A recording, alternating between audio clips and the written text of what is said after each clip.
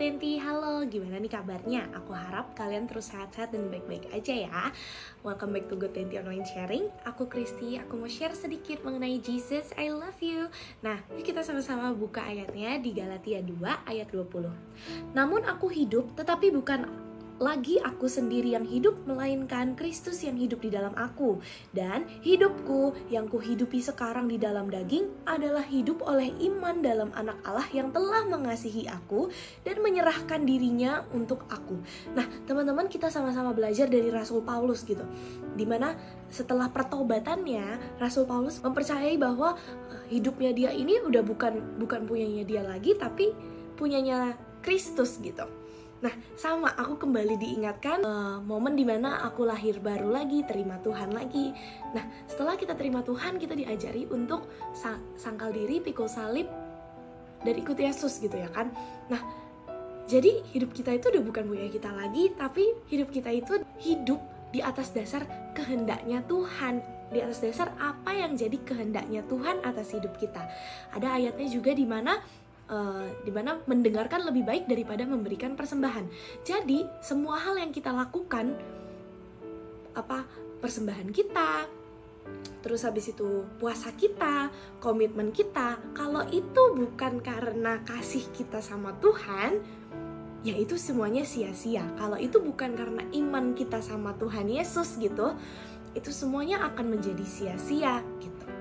Dan itu tidak akan menyelamatkan kita, karena satu-satunya yang menyelamatkan kita adalah kasih kita sama Tuhan Yesus, kepercayaan kita sama Tuhan Yesus, kepercayaan kita akan pengorbanannya, kasih setianya.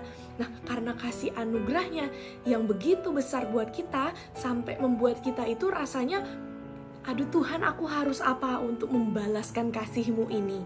Jadi semua hal yang tadi aku sebutin itu, baik persembahan kita, komitmen kita, puasa kita, sebutlah apapun itu yang kita lakukan, misalnya pelayanan di gereja, atau aku rajin belajar, atau aku berbuat baik sama sesama, aku bakti sosial. Nah, kalau itu bukan karena kerinduan kita untuk membalaskan, meresponi kasihnya Tuhan, itu semua akan menjadi hal yang gak tinggi gitu teman-teman. Tapi ada satu hal yang lebih tinggi lagi, dimana satu kata Jesus I love you yang disertai juga dengan tindakan kita. Yang tadi semua aku sebutin itu, yuk kita sama-sama hidupi hidup kita ini dengan atas dasar I love you Lord, dengan atas dasar iman kita di dalam anak Allah yang telah mengasihi kita dan menyerahkan dirinya untuk kita.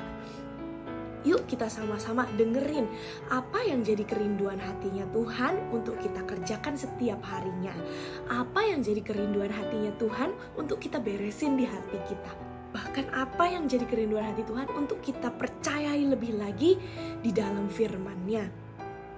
Yuk teman-teman, kita sama-sama bangun hidup kita di atas dasar respon kasih kita sama Tuhan Yesus gitu.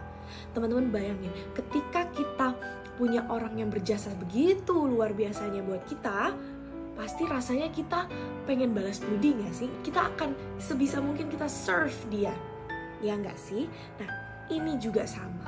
Yuk kita sama-sama cek hati kita.